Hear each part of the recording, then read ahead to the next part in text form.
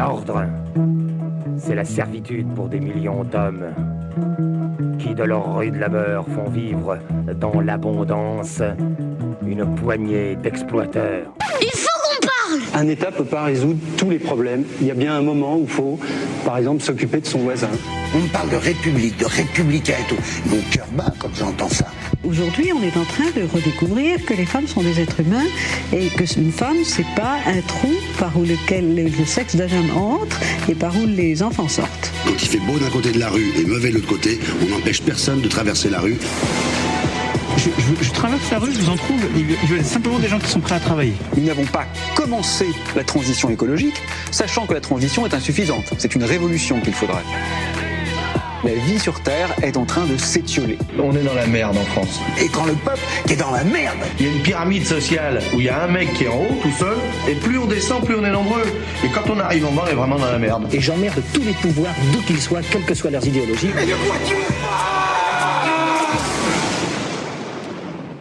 Évian.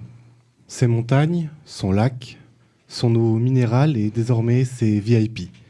Du 15 au 17 juin 2026, la cité thermale accueille le Club des 7. Un sommet censé répondre aux grands déséquilibres du monde. Rien que ça. À croire qu'après avoir tenté de soigner les troubles digestifs de l'humanité, Évian s'attaque désormais aux troubles géopolitiques. Le Club des 7, après avoir résolu leur dernière affaire à Alberta, débarque donc en Haute-Savoie avec une ambition affichée. Réduire les déséquilibres économiques mondiaux, encadrer l'intelligence artificielle, l'environnement, protéger les enfants en ligne, relancer la coopération internationale et bien plus encore. Sur le papier, c'est presque un programme de candidat idéal. Vous avez compris, on parle du G7. Créé en 1975 à la suite du choc pétrolier et de la chute des taux, aujourd'hui ils sont 7 pays prétendument les plus puissants. Seront présents autour du lac de Genève l'Allemagne, le Canada, les États-Unis, la France, le Japon, l'Italie et le Royaume-Uni. C'est un peu comme une réunion de copropriété mondiale où les habitants du dernier étage expliquent à ceux de l'étage du dessous comment économiser l'eau pendant qu'ils remplissent leur piscine à débordement. On se demande comment ils vont remettre de l'ordre dans un monde qui part dans tous les sens. On a fait nos recherches et on s'est rendu compte que depuis des années, ils sont en boucle sur les mêmes thèmes et que rien n'avance alors que tout évolue vite. Regardons la vérité en face. Nos dirigeants sont de grands romantiques, à l'exception notable du petit bonhomme orange d'outre-Atlantique qui, lui, a le mérite de la cohérence dans le déni. Le reste du monde ne jure que par le zéro émission. L'urgence climatique dicte chaque décision, chaque discours, chaque froncement de sourcil inquiet. On est typiquement dans ce que les psychologues appellent une relation toxique. On jure à la Terre qu'on va changer, qu'on l'aime, qu'on va faire des efforts, puis on recommence à lui cracher dessus, et on refait un sommet mondial pour l'expliquer scientifiquement pourquoi on a foiré. Parce qu'apparemment, pour sauver la planète, il faut parfois commencer par creuser un très gros trou dedans. Le Club des 7 se présente aussi comme les gardiens du droit international. Il rappelle l'importance des règles, condamne ses violations, et invoque la Charte des Nations Unies. Comme un buffet à volonté, chacun se sert dans les principes qui l'arrangent et laisse les autres sur le plateau. Mais le chef-d'œuvre absolu de cette logique n'est autre, c'est notre capacité à vouloir sauver la planète avec des technologies vertes, des solutions écologiques miracles fabriquées à partir de matériaux extraits par on ne sait qui, à l'autre bout du monde, transportés par des cargos géants bien polluants, pour être transformés sur un autre continent par on ne sait qui non plus, avant d'arriver chez nous. Bref, rassurez-vous, la planète brûle, mais le cynisme, lui, roule à l'énergie renouvelable. Le G7 représente-t-il encore le monde tel qu'il est ? Alors que les BRICS s'élargissent et que les centres de gravité économique se déplacent vers le sud et l'Asie, le Club des 7 rassemble parfois à une réunion d'anciens élèves qui constituent à rédiger les règles alors que d'autres sont entrés en lice. Cette année, la Jet Set d'Évian, les grands de ce monde vont parler économie. Enfin, parler économie, surtout parler des problèmes créés par les autres. Les Américains dépensent trop, les Chinois exportent trop, les Européens investissent trop peu, et tout le monde s'inquiète que la machine mondiale tourne avec autant de stabilité qu'une trottinette sur un chemin de randonnée. Au menu, les déséquilibres économiques mondiaux, sujet passionnant qui consiste à expliquer pourquoi chacun vit au-dessus de ses moyens. Sauf le voisin qui triche, les dirigeants vont aussi se pencher sur les minerais critiques, ces métaux indispensables aux batteries et aux puces électroniques. Après avoir découvert qu'on dépendait du gaz russe, l'Occident réalise qu'il dépend aussi des matériaux chinois. Décidément, la mondialisation, c'est un peu comme un abonnement téléphonique. On découvre les clauses cachées quand la facture arrive.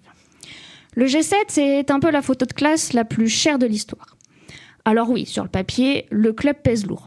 Ces 7 pays représentent à eux seuls 45% du PIB mondial. Mais concrètement, quand le G8 débarque à Biarritz, en 2019, la note s'élève à 34,6 millions d'euros. Une question se pose alors légitimement. Qui paie l'addition ? Et surtout, pourquoi une avalanche de zéro ? La réponse tient d'abord en un mot, la sécurité. Pour transformer une station balnéaire en bunker d'État, il a fallu déployer une armée de plus de 14 000 agents, magistrats, policiers, gendarmes et militaires. Une opération d'une telle envergure impose de mesures drastiques allant jusqu'à la fermeture temporaire des frontières suisses voisines pour verrouiller leur accès.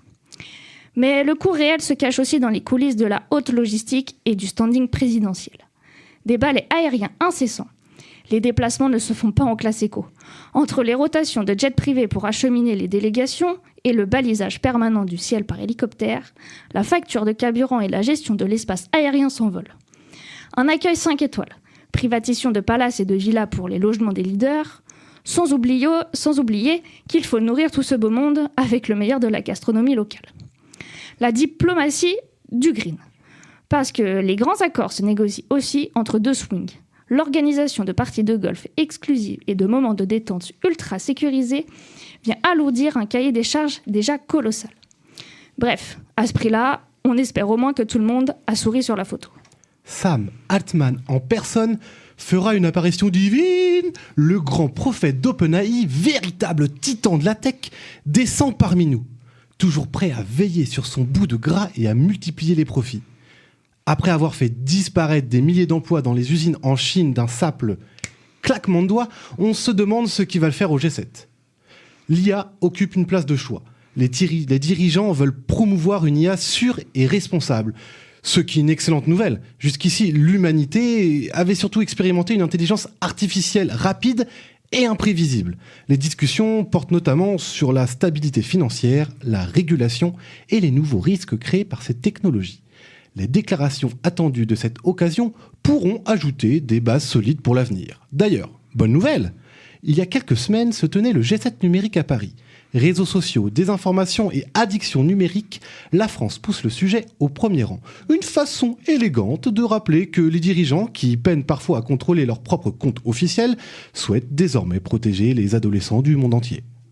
Le G7 d'Évian 2026 promet donc de parler d'économie, de guerre, de climat, d'intelligence artificielle, de cybersécurité, de minerais stratégiques et même de la protection des mineurs en ligne. Une liste si longue qu'on se demande si 3 jours suffiront ou s'il faudra embouteiller quelques heures supplémentaires. Au fond, le défi est toujours le même. Transformer les communiqués en décisions et les décisions en résultats. Car le monde n'a jamais manqué de sommet. À Évian, les dirigeants viennent une nouvelle fois prendre les eaux. Reste à savoir si cette année, ils repartiront avec une source de solution ou simplement avec une bouteille souvenir.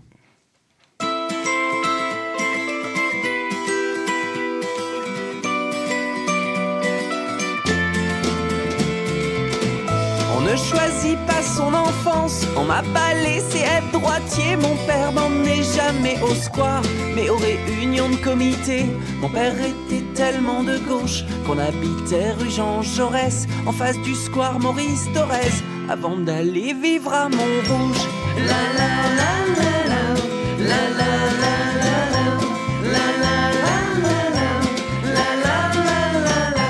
On a été en URSS l'hiver, les pays de l'Est c'est mieux l'hiver. On voit bien mieux les bâtiments, les nuances de gris ça flash sur le blanc. Devant la statue de Lénine, pour nous c'était le grand frisson. Moins 24, c'était pas terrible, mais les chapkas étaient en option.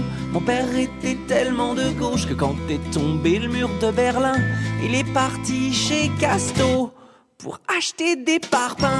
La la la la la, la la la la la, la la la la la, la la la la la. On mangeait des Lénines fallait vraiment faire attention. T'avais du chou, une pomme de terre, la viande, elle était en option. On achetait du Coca-Cola cause, approuvé par le comité. Ça devait soigner la silicose, on s'en servait pour désherber. On regardait pas la contrebande, on regardait pas la corruption. La Sibérie, c'était Disneyland, le discernement en option. Mon père était tellement de gauche qu'à son mariage dans l'église, on chantait l'Internationale. Les femmes portaient des fossiles. Mon père était tellement de gauche qu'on a eu tout plein d'accidents. Il refusait la priorité à droite systématiquement.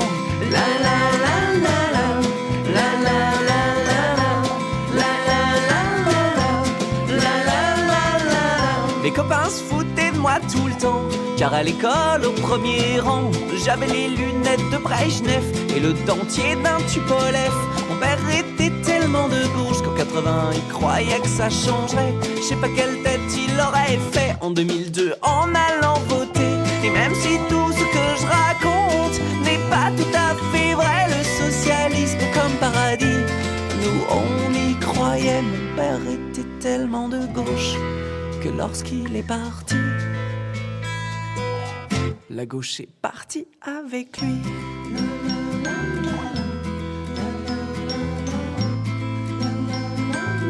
La gauche est partie avec lui.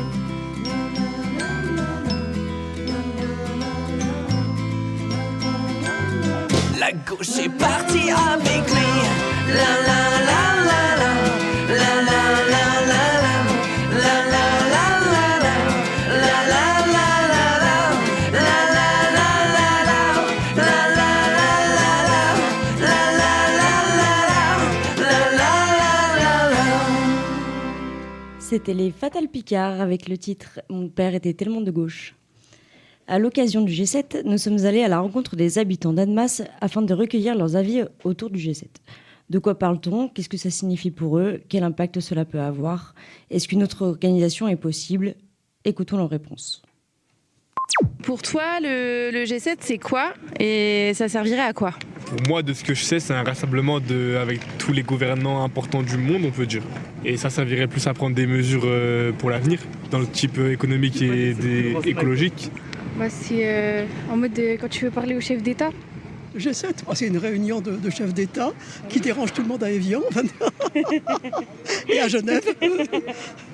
C'est pas par rapport à Donald Trump ou un truc comme ça, parce qu'il vient en France. Du coup, il y a toutes les forces de police et tout qui sont mobilisées. Et j'ai pas tout compris, mais pour les transports et tout, c'est compliqué du coup. Pour moi, le G7, c'est le rassemblement des 7 prédateurs mondiaux qui bousillent notre planète et qui se partagent le gâteau. Voilà, c'est ça le G7. Donc je suis carrément anti-G7 en fait.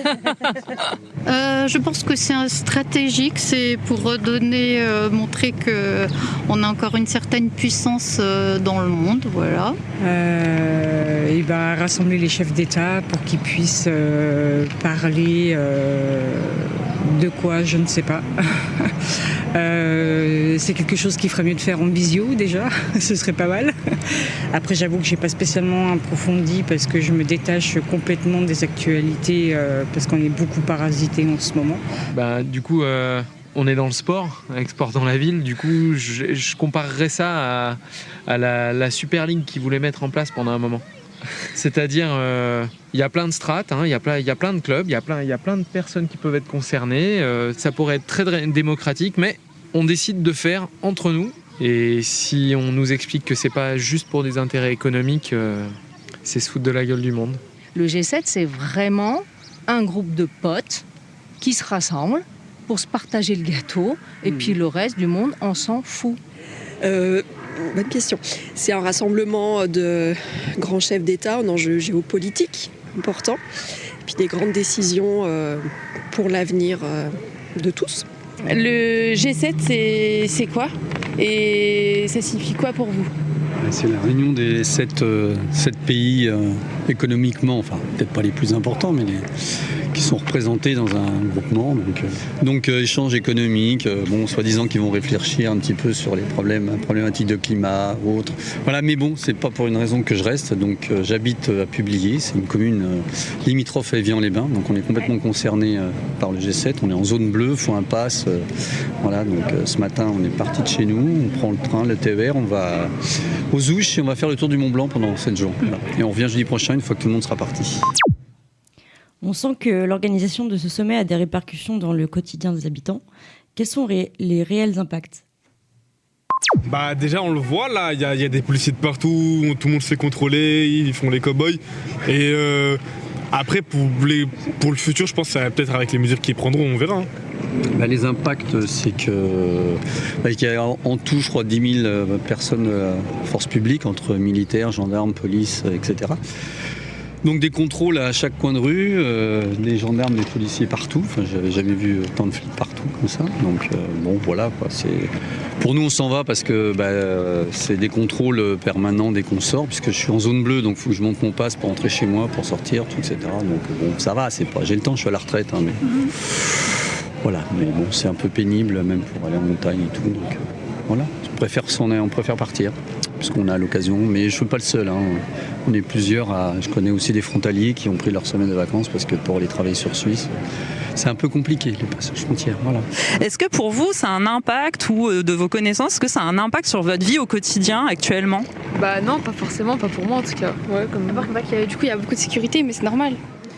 Ça, pour les habitants, c'est très gênant, puisque avec toutes les restrictions de circulation. Déjà du coup pour le transport comme j'ai dit. Et après moi par exemple pour le lycée je suis obligé de rester à l'internat le temps qu'il y a ça puisque j'habite à La Roche. Okay. Et on m'a dit il y a des lignes de bus et tout qui ont été supprimées du coup. Alors comment ça impacte ? Je pense que c'est insidieux parce que c'est des décisions qui sont prises un peu au sommet. Et on voit que le sommet de l'iceberg et tout ce qui en découle, c'est même pas au niveau national ou local, c'est vraiment au niveau international. Et là, actuellement, ce qui va impacter, c'est la fermeture des frontières, les contrôles d'identité vraiment incessants, la mobilisation des forces de l'ordre pour un événement qui est quand même désastreux, je trouve.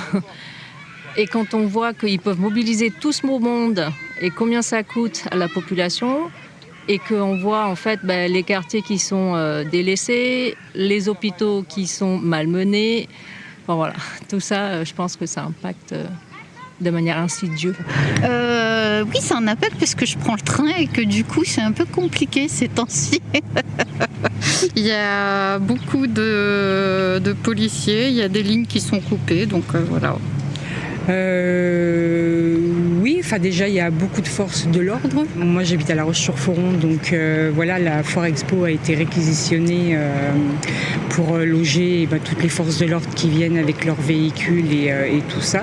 Après je trouve dommage que les personnes arrivent 10 jours avant et partent 10 jours après alors que le G7 dure 3 jours. Je trouve qu'il y a beaucoup de moyens qui sont déployés alors que je pense qu'on a en ce moment et depuis longtemps besoin des forces de l'ordre sur d'autres terrains actuellement.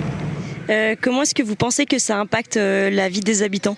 Je pense que justement c'est suffisamment bien fait pour que on ait le sentiment que ça ne change rien. Je me souviens du G8 et on nous donne toujours l'illusion que c'est un groupe de discussion. Je regardais même sur Wikipédia en fait ce que c'est le G7. Oui, c'est un groupe de discussion. Un groupe de discussion qui s'entend bien pour protéger leurs intérêts. Je ne sais pas comment ça nous impacte, mais je suis sur la partie écologie, je me dis ça a forcément un impact négatif puisque rien ne change. Pratico-pratique, effectivement, là en ce moment sur Annemasse, il y a, et plus généralement entre Genève et Évian, des conditions de circulation, donc ça impacte le quotidien. Après, on sait que c'est pour une bonne cause aussi, parce qu'il y a des décisions qui peuvent impacter le quotidien de tous. Après, oui, il faut être d'accord avec le type de décisions qui vont être prises, les orientations, mais ça, c'est le jeu aussi de la démocratie, et chaque dirigeant représente aussi les courants de pensée dominants dans son pays. On nous a beaucoup parlé de sécurité. Voici le nombre donné par les différents sites gouvernementaux. Plus de 14 000 policiers, gendarmes, douaniers et pompiers déployés sur terre, dans les airs et sur le lac. Ils sont partout. sans compter la surveillance sur les réseaux et sur le terrain pour détecter tout mouvement contestataire susceptible de troubler l'organisation du sommet. On ne sait pas vraiment ce que cela va donner au niveau mondial, on vous pose la question. Et si demain vous vous retrouviez en face de ces 7 dirigeants, sur quelle thématique vous souhaiteriez les confronter ? L'écologie, je dirais, parce que c'est le point le primordial actuel. Quelque chose d'illusoire, c'est de se mettre d'accord pour qu'il y ait une paix dans le monde. Mais bon, c'est vraiment c'est illusoire, utopique, je pense, au jour d'aujourd'hui. Sur les horaires du lycée, en mode soit ils commencent un peu plus tard, comme 9h, ou qu'on termine un peu plus tôt, parce que 18h c'est un peu chaud quand même. L'écologie, parce que l'écologie c'est ce qui fait que on vit en fait. Si on malmène notre planète, ça veut dire qu'il n'y a plus de planète. S'il n'y a plus de planète, il n'y a plus de vie, et s'il n'y a plus de vie, il n'y a plus rien. Mettre des milliards sur l'armement et rien donner au reste, c'est pas possible. Sur l'écologie, principalement, je pense que si c'est les plus puissants du monde, si économiquement c'est eux qui ont la plus grosse capacité, pourquoi ne pas la mettre au service justement de l'écologie et des inégalités sociales pour les gommer ? Si vous aviez les 7 dirigeants en face de vous, quelle thématique est-ce que vous voudriez les confronter ? J'allais dire bande de minables. Non, mais en fait, c'est facile de dire ça, parce que quand on a des responsabilités, non, mais qu'il faudrait qu'ils fassent attention, pas à leur propre gloire, quoi, mais aux gens dont ils ont à s'occuper, quoi. C'est ça leur travail, c'est de faire aller le monde le mieux possible. Qu'ils essayent tous de trouver un terrain d'entente, arrêter un petit peu toutes ces guerres de terrain et tout ce qu'on peut avoir en ce moment dans le monde, et que tout le monde, que ce soit la France ou dans d'autres pays, qu'on puisse sortir sereinement et ne pas avoir peur de qui croiser, que chacun retrouve son poste en fait, et qu'on puisse vivre un peu plus sereinement. Et là, justement, donc ce sommet il rassemble les 7 chefs d'État des plus grandes puissances mondiales. Et si vous étiez face à eux, sur quelle thématique souhaiteriez-vous les confronter ? L'éducation et la jeunesse, l'ouverture à la citoyenneté, comment est-ce qu'on peut être exemplaire et donner envie de s'impliquer sur des décisions pour travailler tous ensemble, pour vivre ensemble. Les enfants, la protection des enfants, parce que moi je suis d'accord qu'on fasse la guerre contre le terrorisme, la guerre contre le narcotrafic, mais il faut aussi faire la guerre contre les pédophiles, tu vois, parce que ça c'est hyper grave, et on est inquiets nous pour nos enfants. Après on a beau parler avec eux, ils vont rien comprendre. Déjà ça, après ils font rien pour aider les jeunes aussi. Hein. Nous quand on était gamins, nous petits, on avait la MJC, les grands ils nous amenaient faire des activités à droite à gauche, on bougeait un peu du quartier. Maintenant il n'y a plus rien. Maintenant il n'y a que le point de Gilles, madame, qui est animé avec la police. C'est ça le spectacle.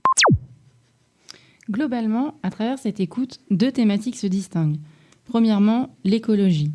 Les citoyens voudraient interpeller nos dirigeants sur les mesures concrètes qui vont être proposées pour l'environnement. Vont-ils tenir compte des préconisations du GIEC ? Autre source de préoccupation, la place de l'humain et plus particulièrement la protection des mineurs. Et oui, en effet, d'après l'UNICEF, toutes les 3 minutes, un enfant est victime de viol, inceste ou agression sexuelle.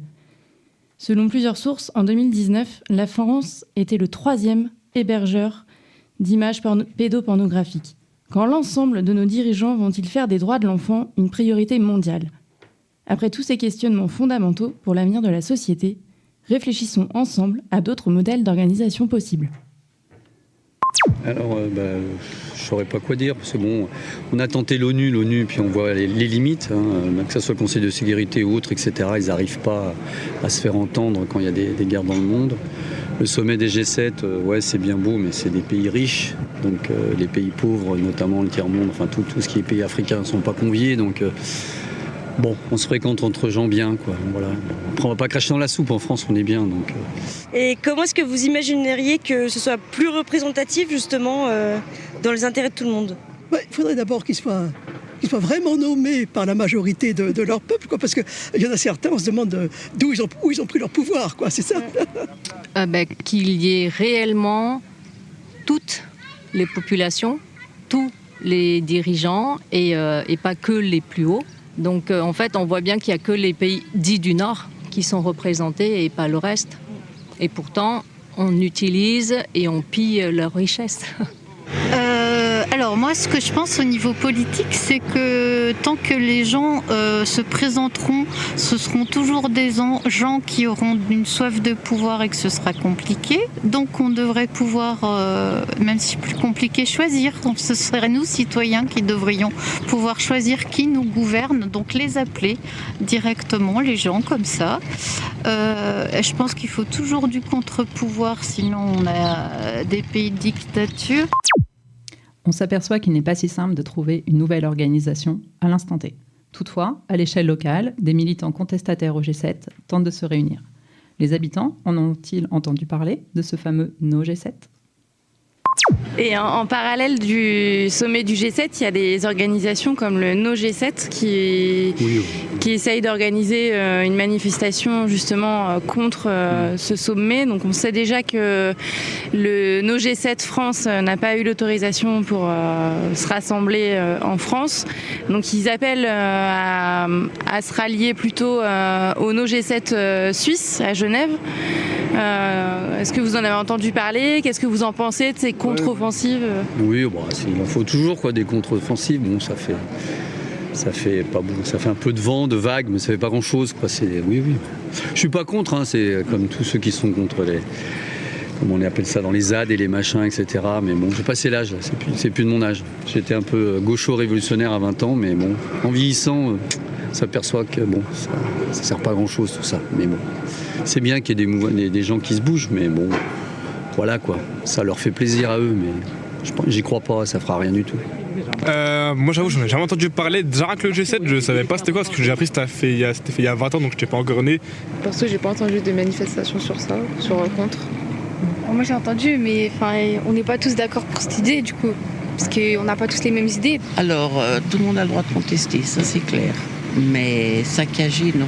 Mais c'est pas trop ceux qui contestent qui saccagent. C'est les autres, ceux qui profitent justement des contestataires pour se mêler à eux et saccager. Et ça, je trouve ça lamentable. J'en ai vaguement entendu parler, pas surtout à Genève, quoi. Il y aura toujours des contestataires, mais il ne faut pas contester pour le plaisir de contester non plus. Comme certains hommes politiques, les gueulards, quoi, qui sont... J'ai pas forcément entendu parler, mais je me doute qu'il y en ait et tout. Et je pense que c'est sûrement des gens qui sont directement impactés par rapport peut-être soit au transport, soit aux autres problématiques qu'il y a vis-à-vis de ça. Je sais pas, ils doivent avoir des raisons après. Est-ce que tu as entendu parler des mouvements contestataires et qu'est-ce que tu en penses ? Oui, j'ai entendu des mouvements contestataires. Il y a eu le village des militants qui a été validé par la ville d'Annemasse, mais impossible à mettre en place sous prétexte qu'il y a des intérêts personnels, je pense, de la part de notre cher président. Et du coup, la préfète a imposé des restrictions qui n'étaient pas tenables et du coup, ça ne peut pas se mettre en place. Après, je sais qu'il y a la manifestation sur Genève, mais pareil, ils avaient un parcours qui était pertinent et ça n'a pas été validé pour des raisons de sécurité parce que il y a le trauma de 2003. Alors non, je n'en avais pas du tout entendu parler. Si on défile en silence et très respectueux, je trouve que c'est bien parce qu'on a le droit de montrer qu'on attend autre chose aujourd'hui de la politique et que ça ne se résume pas à des puissances. Mais il faut montrer l'exemple, donc il faut des manifestations où on soit très respectueux des uns des autres et très respectueux de notre entourage, et y compris de la ville, tout ça, voilà. Alors j'ai entendu, oui, qu'à Annemasse, ils avaient fermé l'aéroport, il me semble, pour empêcher que les personnes qui sont contre le G7 puissent venir. Et ce que je trouve délicat aujourd'hui, c'est que des personnes lambda viennent manifester dans la rue leur mécontentement et ils ont le droit, mais il y a toujours un peu des casseurs autour et je trouve ça dommage. Les commerçants ou les gens qui sont pour rien, ils sont obligés de se protéger par leurs propres moyens et c'est vrai que je trouve ça dommage parce que on est quand même dans un pays où on a la liberté d'expression et je trouve que de plus en plus elle nous est un peu volée et on n'a plus trop droit de dire ce qu'on pense. La population n'est pas forcément au courant de tous ces mouvements d'opposition. Pour les plus anciens d'entre vous, rappelez-vous, il y a 23 ans, lors du G8 à Évian, Manu Chao se produisait sur l'aérodrome d'Annemasse. Alors maintenant, c'est ciao.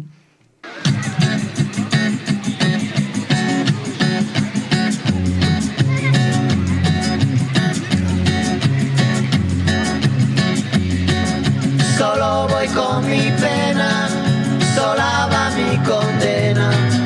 Correré mi destino para burlar la ley, perdido en el corazón de la grande Babilón. Me dicen el clandestino por no llevar papel. Pa' una ciudad del norte yo me fui a trabajar. Mi vida la dejé entre Ceuta y Gibraltar. Soy una raya en el mar, fantasma en la ciudad. Mi vida va prohibida, dice la autoridad. Solo voy con mi pena, sola va mi condena. Correré mi destino por no llevar papel, perdido en el corazón de la grande Babilón. Me dicen el clandestino, yo soy el quebra ley. Mano negra clandestina, peruano clandestino, africano clandestino, marihuana ilegal.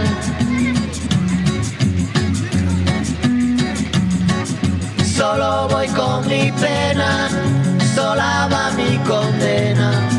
Correré mi destino para burlar la ley, perdido en el corazón de la grande Babilón. Me dicen el clandestino por no llevar papel. Argelino clandestino, nigeriano clandestino, boliviano clandestino, mano negra illégal. Bonjour, nous accueillons Charles Salvaudon. Tu es bien avec nous? Oui, bonjour. Bonjour. Donc, durant tout le début de l'émission, tout le monde a tenté de définir le G7 dans les grandes lignes. Le rassemblement, c'est le rassemblement des dirigeants des 7 puissances économiques mondiales. Donc, les États-Unis, Japon, Canada, France, Royaume-Uni, Italie et Allemagne. Au programme, un grand barbecue face au lac Léman. Du haut de leur sommet, ils discutent des grandes préoccupations mondiales qui ne concernent apparemment pas les 188 autres pays du monde. Trêve de plaisanterie, cher compère.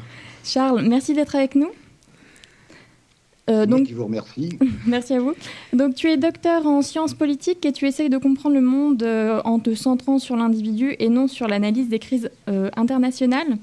Comme tu as pu le dire, nous faisons tous de la géopolitique chaque jour. C'est bien ça? Oui, c'est tout à fait ça. Effectivement, j'enseigne la géopolitique à Genève, à Paris, en Europe de manière générale, à Madrid, à Milan également. Et je suis écrivain intellectuel et je me penche sur cette nouvelle géopolitique qui façonne notre siècle, qui est en train de changer considérablement. Et j'étais très intéressé d'ailleurs d'écouter le micro-trottoir, les réponses des gens à vos questions.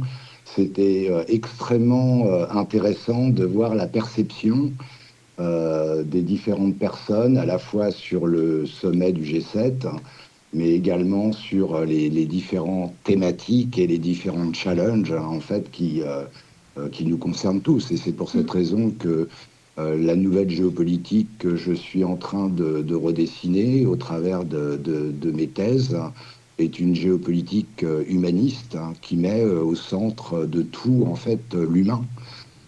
Et vous l'avez très bien expliqué au travers des questions que vous avez posées aux Évianais, dont je fais partie. Comme eux, en fait, je me suis un peu exilé en ce moment parce que je pense que ça va être très compliqué de vivre au quotidien ces prochaines journées.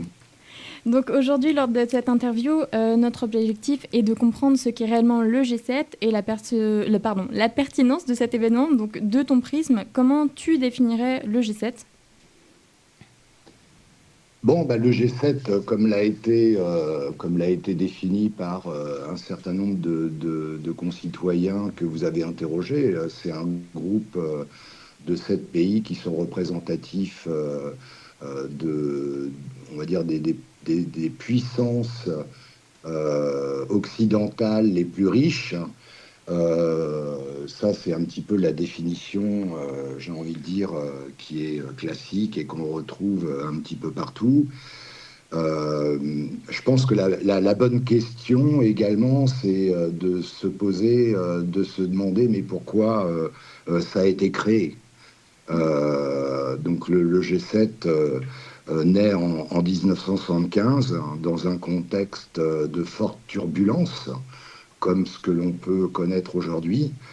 Forte turbulence à la fois liée au choc pétrolier, à une inflation extrêmement élevée à cette période-là, à un gros ralentissement économique, et puis surtout à une instabilité monétaire qui est la résultante de la fin du système de Bretton Woods.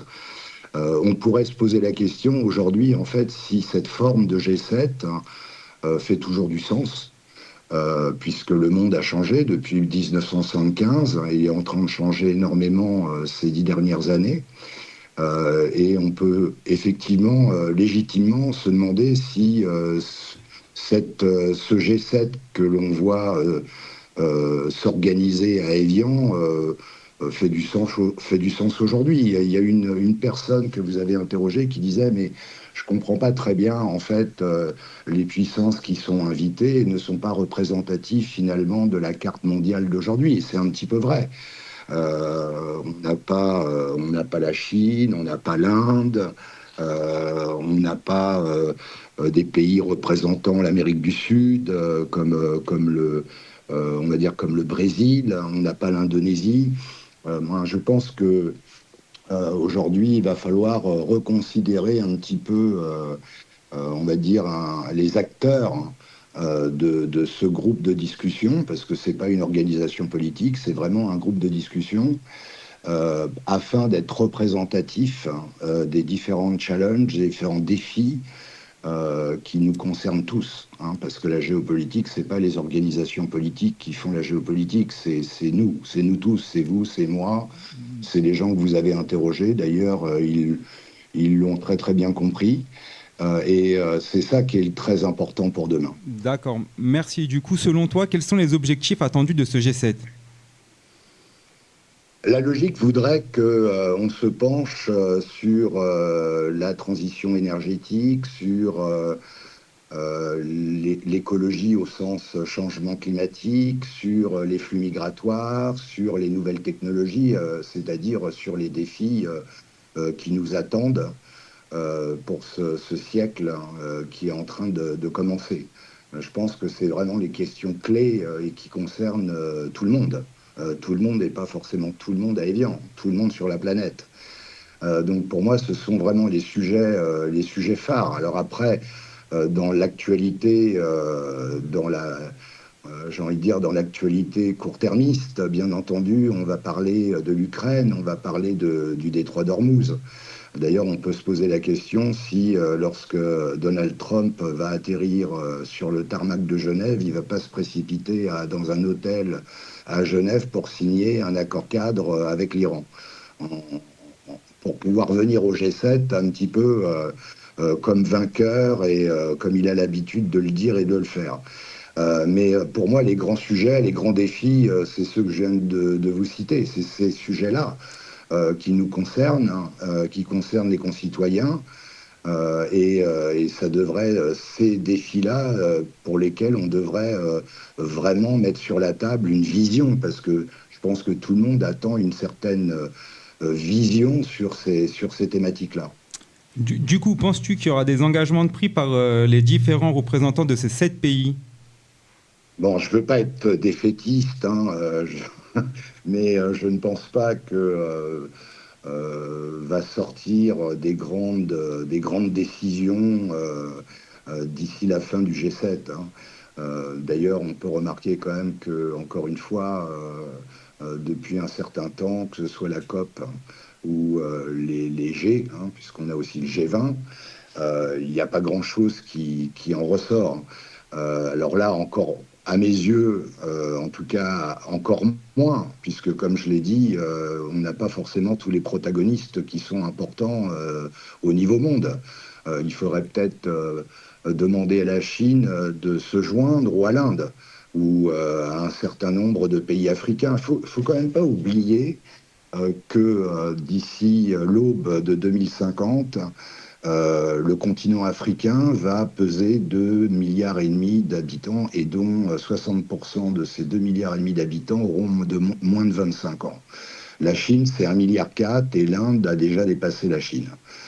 Donc à ces trois, on va dire, grands blocs, c'est 2/3 de la population mondiale. Et là, on réunit à Évian, on réunit qui? On réunit la France, l'Allemagne, l'Italie, le Royaume-Uni, les États-Unis, le Canada et le Japon. Ça fait pas grand monde finalement, hein. Donc c'est pour cette raison que les décisions, quand vous parlez de décisions qui vont ressortir, j'ai envie de dire que les promesses n'engagent que ceux qui les forment. Donc du coup, si je synthétise ta réponse, tu penses que ces rassemblements n'ont pas de réel impact? Non, pas spécialement. Je pense pas que ça soit... je pense pas qu'il va y avoir des scoops, comme on dit. Voilà, bon, c'est symbolique, hein, ça a au moins le mérite d'exister, j'ai envie de dire, hein, c'est symbolique. Peut-être que la forme symbolique est une bonne chose, ça met en lumière, même si ça dérange beaucoup de nos compatriotes à Évian, ça permet de montrer que la France est toujours un petit peu là, c'est pas plus mal.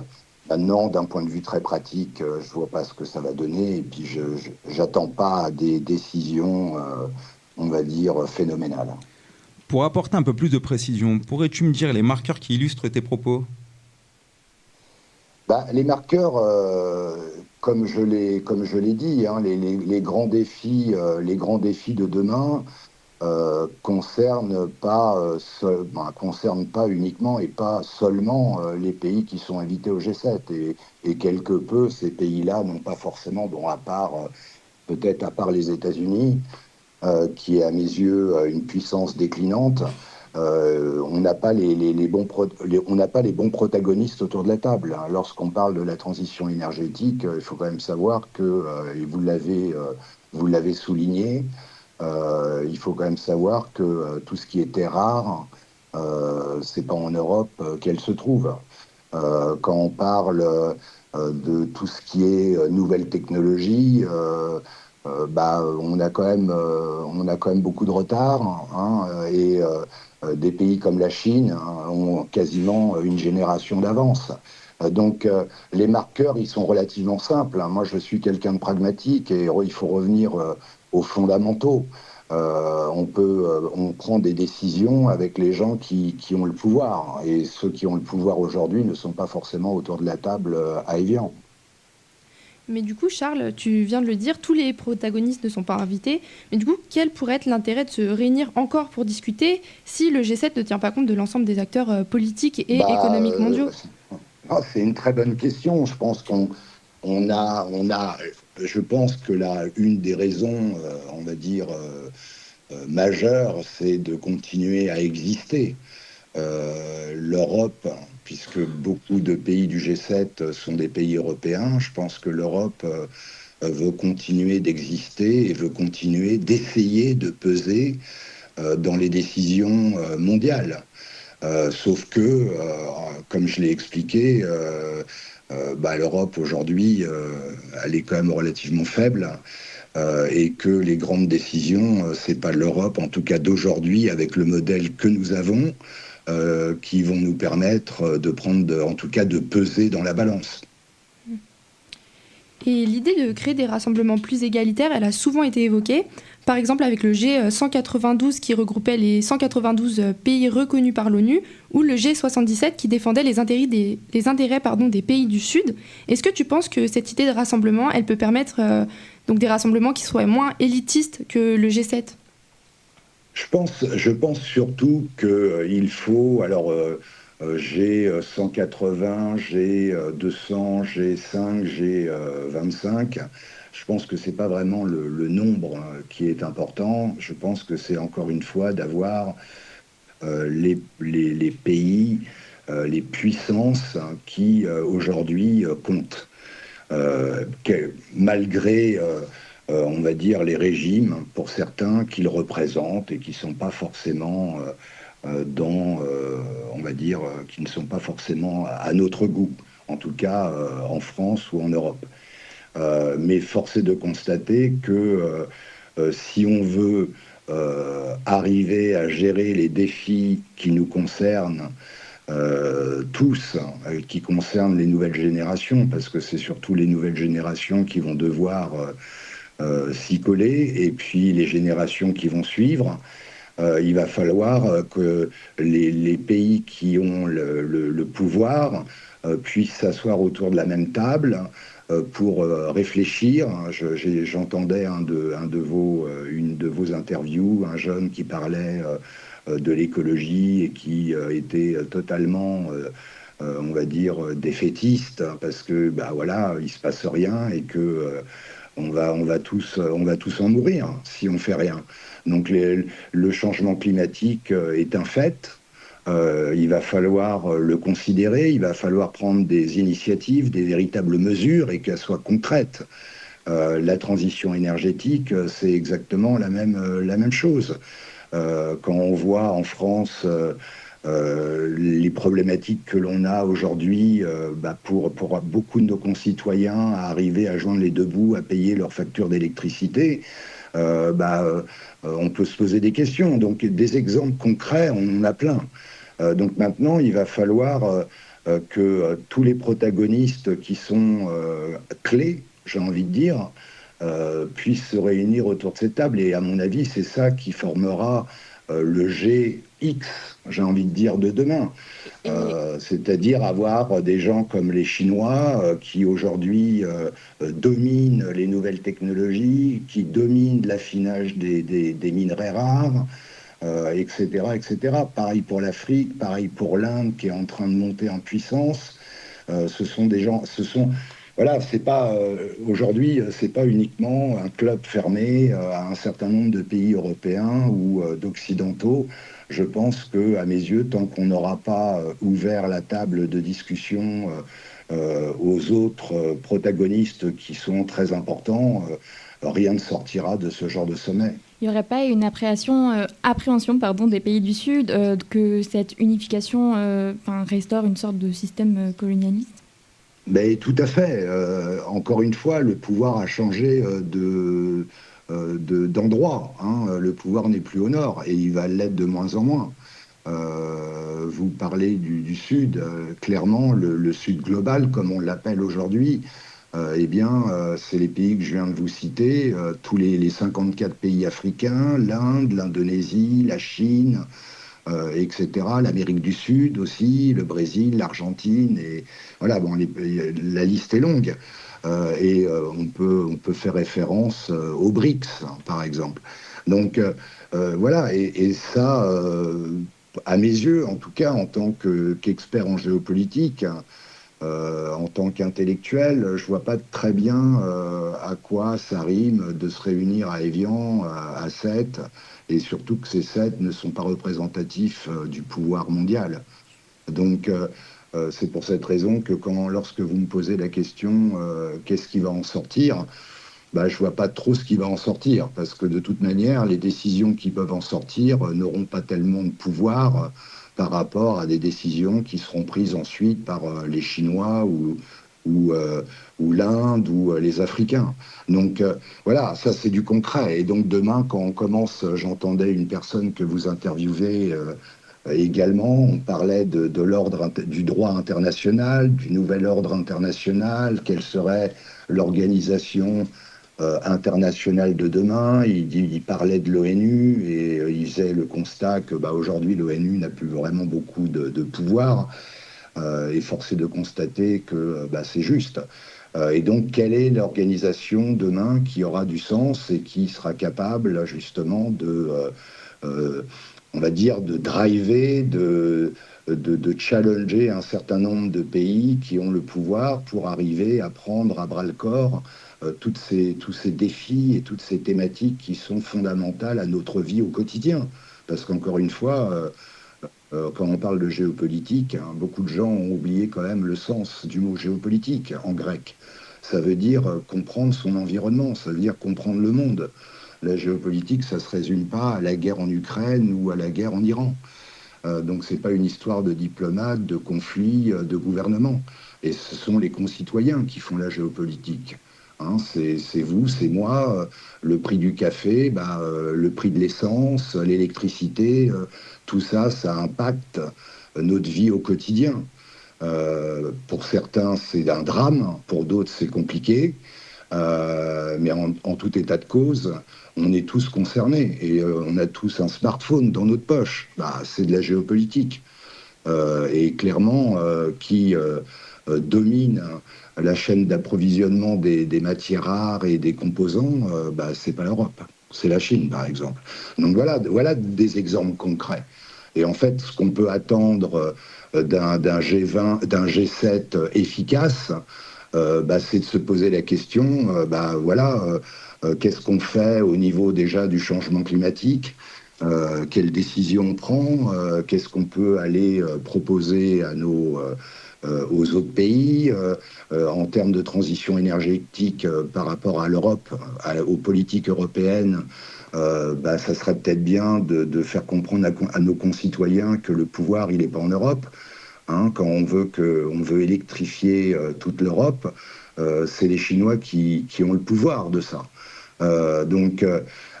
Et des sujets, vous en avez, la liste est longue. Ça commence à être légion.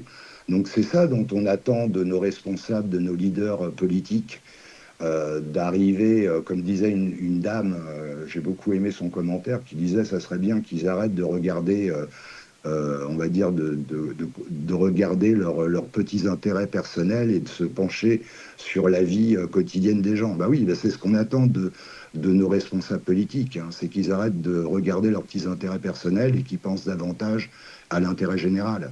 Et l'intérêt général, ce sont toutes ces questions que je viens de vous expliquer. Merci pour tous ces approfondissements. Et est-ce que pour finir, tu aurais une notion à retenir à propos du G7 qui serait pour toi vraiment la notion centrale ? Pour moi, le G7, ça doit être clairement une réunion où on a toutes les forces en présence et qui vont échanger sur les grands défis du monde et essayer, parce que c'est loin d'être simple, essayer de proposer des tendances, des directions, alors au mieux des solutions, et ensuite s'y tenir et arriver à les mettre en place afin que ça améliore la vie quotidienne de tout à chacun. Charles, grâce à toi, maintenant, G7, impression d'avoir des notions sur le sujet. Merci d'avoir donné de ton temps pour participer à cette émission. C'est un plaisir, je vous remercie. Merci à vous. Merci. Au revoir. C'est sur cette interview que se termine notre émission. Si le G7 reste un rendez-vous majeur diplomatique, son impact continue de faire débat. Entre les moyens colossaux déployés et des décisions qui restent souvent floues pour le grand public, beaucoup de citoyens ont du mal à percevoir les effets concrets de ce sommet. Difficile, en effet, de s'y retrouver entre la complexité des enjeux mondiaux, le manque d'accessibilité de l'information et le caractère très fermé de ces réunions. Une question reste donc ouverte. Le G7 répond-il efficacement aux attentes des populations ? Merci à tous et à toutes de nous avoir écoutés dans Parlons-en. Un grand merci à toute l'équipe de chroniqueurs et au docteur Charles Salvaudon pour son expertise. À très bientôt sur Radio Mani pour un nouveau rendez-vous. Bonne journée à tous et à toutes. Nous nous quittons sur Marianne de Kerry James. Si je te disais que Martin avait un rêve, j'ai fait un cauchemar dont chaque détail m'a marqué, c'est ancré dans ma mémoire. Je me suis levé en sursaut avec cette sensation étrange d'être incapable de distinguer la réalité du songe. 2024, à peine 2 ans après que le petit Napoléon soit élu président. Son islamophobie n'est plus une rhétorique, c'est une façon de gouverner, c'est une politique. censé grand remplacer le RN, les affaiblir et faire réélire Emmanuel. Il n'était qu'un pion, tout était prévu, du moins c'est ce qu'ils ont cru, mais il fut élu. Le pays est au bord de l'éclatement. Les pauvres sont plus pauvres, les gilets jaunes sont rouges sang. Ils répriment le mouvement de façon brutale, prouvant aux naïfs qu'on peut être xénophobe et libéral. Les gueux qui ont cru en lui doivent reconnaître qu'ils ont changé de marionnette, mais pas de maître. Le petit Napoléon ne se rend plus dans les campagnes, mais il sait prendre soin des très riches qui ont financé sa campagne. Les rappeurs sont sur la paille, le petit Napoléon ne supporte pas cette musique de racaille.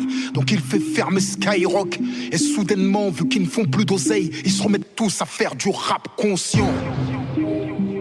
Arrive la jeune Mariam, qu'une nouvelle loi contraint d'être rebaptisée Marianne. Le cœur réchauffé de foi dans une France glaciale. Marianne a fait son choix, elle veut porter le voile. Ses parents s'y opposent, non pas par conviction, mais dans cette nouvelle France, quand on est musulman, il faut raser les murs, il faut se faire tout petit, ne pas montrer qu'on jeûne, ne jamais dire compris. Ce jour-là, Marianne revient de l'université. Son hijab bleu turquoise, elle a dû l'enlever à l'entrée, puis le remettre en sortant. Direction le stade, un moment d'évasion. Courir la rend moins maussade. Marianne explose tout sur 100 mètres. Sur cette distance en France, aucune fille ne lui tient tête. Mais dans la République du petit Napoléon, les sportifs comme Marianne se voient interdites de compétition. Marianne s'installe au fond du bus, sort de son sac un bouquin. Elle est censée descendre au terminus. Elle révise pour son examen. Mais le bus reste sur place. Marianne se demande ce qui se passe. Le cœur contaminé, le visage enlaidi. Le chauffeur fait du zèle, se retourne vers elle et lui dit: Madame, ici on est en France, vous devriez garder vos croyances dans la sphère privée. Si vous n'aimez pas nos mœurs, faites preuve de cohérence. Prenez vos babouches et vos claques, retournez vivre à Alger. Oui, c'est bien à vous que je m'adresse dans ce bus. Vous êtes la seule avec un bout de chiffon sur la tête. Soit vous enlevez votre voile, soit vous descendez. Moi je ne conduirai pas ce bus tant que vous y restez. Tels sont les mots qu'il lui jette à la figure. L'incompréhension et la peur la défigurent.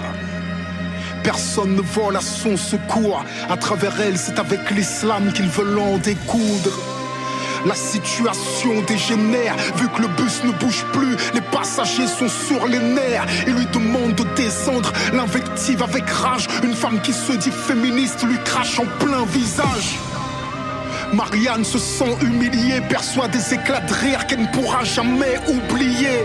Elle se débat sous les coups et les insultes fusent. Un homme lui arrache son voile avant qu'elle ne quitte le bus. La scène est filmée, postée sur la toile. Marianne devient un symbole, la vidéo devient virale. La fachosphère se lâche dans les commentaires. La bienveillance ne s'abrite guère dans des cœurs de pierre. Le pays est sous tension. On attend la prochaine allocution du président de tous les Français, espérant que pour une fois il saura faire preuve de compassion. Pas un seul mot pour Marianne, rien. Il va plus loin et rend hommage au maréchal Pétain.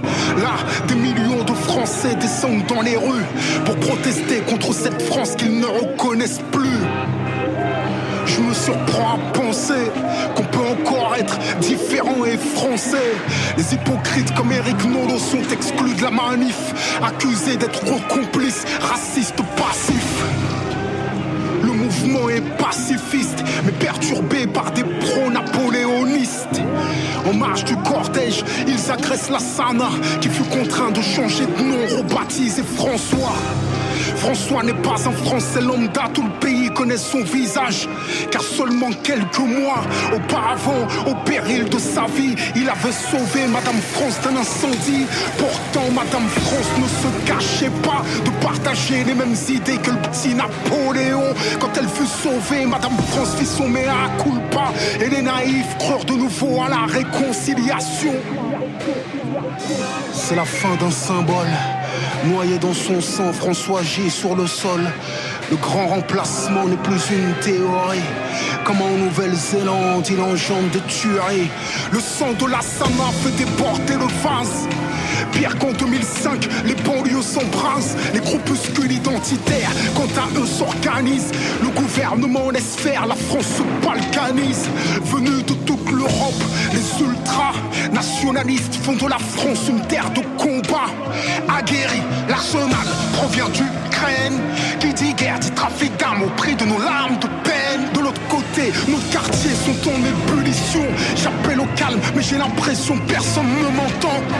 Les bombes artisanales remplacent les cocktails. La mélodie que chantent les calaches est mortelle. Le petit Napoléon décrète un couvre-feu. Sous ses ordres, l'armée française investit les banlieues. Planqué à l'Élysée, le sourire aux lèvres, il compte les morts de la guerre civile dont il rêvait. Les extrémistes à l'affût passent à l'action. Ils voient en cela une occasion de diviser le pays. Se targuant de vouloir venger le sang des musulmans, ils commettent l'attentat le plus meurtrier de la décennie. On compte des morts par centaines. Je me sens désarmé face à tant de peine. Les espoirs de paix se volatilisent. Même les plus pacifistes se radicalisent. Ajoute à cela une nouvelle pandémie, beaucoup plus meurtrière que la dernière. Dans une guerre où nous sommes nos propres ennemis, où chaque jour à venir est bien pire qu'hier. J'ai fait un cauchemar, j'ai du sang plein la mémoire. Je me réveille en sueur. Est-ce que le monde réel est meilleur?